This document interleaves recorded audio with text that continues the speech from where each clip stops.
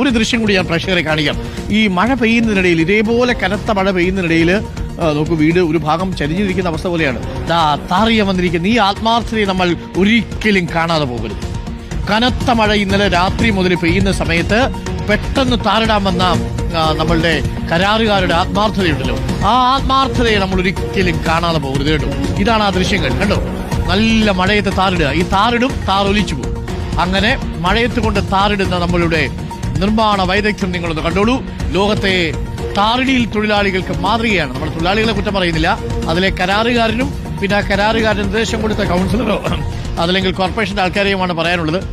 ചേട്ടാ, എന്തിനാണോ എന്തോ ഈ വെള്ളത്തിൽ കൊണ്ട് താറിടുന്നത്?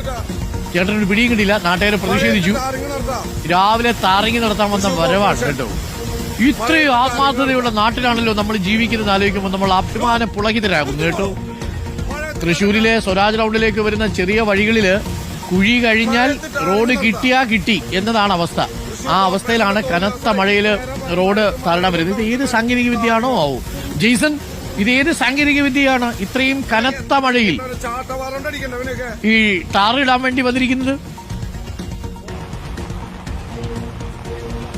അതെ ആയിരിക്കും. തൃശ്ശൂരിലെ മാരാ റോട്ടിലാണ് ഈ ഒരു അനുഭവം ഉണ്ടായത്. അപ്പോൾ തന്നെ പൊതുപ്രവർത്തകരൊക്കെ വന്ന് ഷാജി കോടങ്ങത്താണ് ഇപ്പോൾ നാളെ ടോളുമായി ബന്ധപ്പെട്ട കേസിന്റെ വിധി വരാനിരിക്കുകയാണ്. അത് പരാതി നൽകിയ ആളാണ്. ഇത് അറിഞ്ഞ് അവിടേക്ക് ഓടിയെത്തുകയും പിന്നീട് അവരെ അവിടെ നിന്ന് അടിച്ചോടിപ്പിക്കണമെന്നാണ് പറഞ്ഞത്. അത്രയേറെ ദോഷം കൊള്ളേണ്ട ഒരു കാഴ്ച തന്നെയാണ് സത്യത്തിൽ. കൊടും മഴയത്ത് ടാർ ചെയ്യുമ്പോൾ സാമാന്യ ബുദ്ധിക്ക് നിരക്കാത്ത ഒരു ടാറിങ്, അല്ലെങ്കിൽ സാമാന്യ ബോധമുള്ള ഒരാൾ ചെയ്യാത്തൊരു കാര്യം. അത് മഴയൊന്ന് മാറട്ടെ എന്ന് പോലും ചിന്തിക്കാതെ ആ മഴയത്ത് നിന്ന് ടാർ ചെയ്യുകയാണ്. എന്താണ് ചെയ്യുന്നതെന്ന് ഇവർ പോലും അറിയില്ല. ബൈബിളിൽ പറയുന്നുള്ളൂ, ഇവർ ചെയ്യുന്ന ഇവർ പോലും അറിയുന്നില്ല എന്ന് പറയുന്ന സ്ഥിതിയാണ് സത്യത്തിൽ തൃശ്ശൂർ നഗരത്തിൽ ടാറിങ്ങിന്റെ കാഴ്ച. തൃശ്ശൂർ നഗരത്തിലെ റോഡിലൂടെ യാത്ര ചെയ്യാൻ കഴിയാത്ത സ്ഥിതിയാണ്. ആ കുഴികളൊക്കെ അടയ്ക്കാൻ എത്രയോ ദിവസങ്ങൾ കനത്ത വെയിലുണ്ടായിരുന്നു. ഇന്നലെ വരെ കാര്യമായൊരു മഴയുണ്ടായിരുന്നില്ല. ഇന്നലെ ഓറഞ്ച് അലർട്ടായിരുന്നു, പക്ഷെ നല്ല വെയിലായിരുന്നു. പക്ഷെ ഇതൊന്നും ചെയ്യാതെ അങ്ങ് കൊണ്ടുവരികയാണ്. മഴയാണോ വെയിലാണോ നമ്മുടെ വീട് ഇത് ആത്യന്തികമായിട്ട് ചിന്തിക്കേണ്ടത് എന്റെയും നിങ്ങളുടെയൊക്കെ നികുതി പണം ഉപയോഗിച്ചാണ് ഈ ടാർ ചെയ്യുന്നതെന്ന് ഒരു നിമിഷം ചിന്തിച്ചാൽ ആ വണ്ടി ഓടിക്കുന്നവനും ആ ടാർ ചെയ്യുന്നവനൊക്കെ അത് തൽക്കാലം മാറ്റിവെച്ച് ആ മഴയൊന്ന് കുറയട്ടെ എന്ന് ചിന്തിക്കാനുള്ള സാമാന്യ ബുദ്ധി പോലും ഇല്ലാത്ത, സാമാന്യ ബോധം പോലും ഇല്ലാത്ത ഒരു സംവിധാനമായി നമ്മുടെ ചുറ്റുപാടുകൾ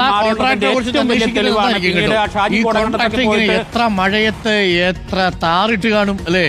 ആ താറൊക്കെ ഇപ്പൊ എവിടെയാണോ എന്തോ എല്ലാം അറബിക്കടലിൽ പോയി കാണും കേട്ടോ. കൃത്യമായിട്ട് താറിടുക മഴയത്ത്. ഈ കനത്ത മഴയത്ത് താറിടുന്ന ഈ ചേട്ടന്മാരെ സമ്മതിച്ചു കൊടുക്കണം. അതിന് ആ കരാറ് പണിയിപ്പിച്ച കരാറുകാരനെ നമ്മൾ സമ്മതിച്ചു കൊടുക്കണം.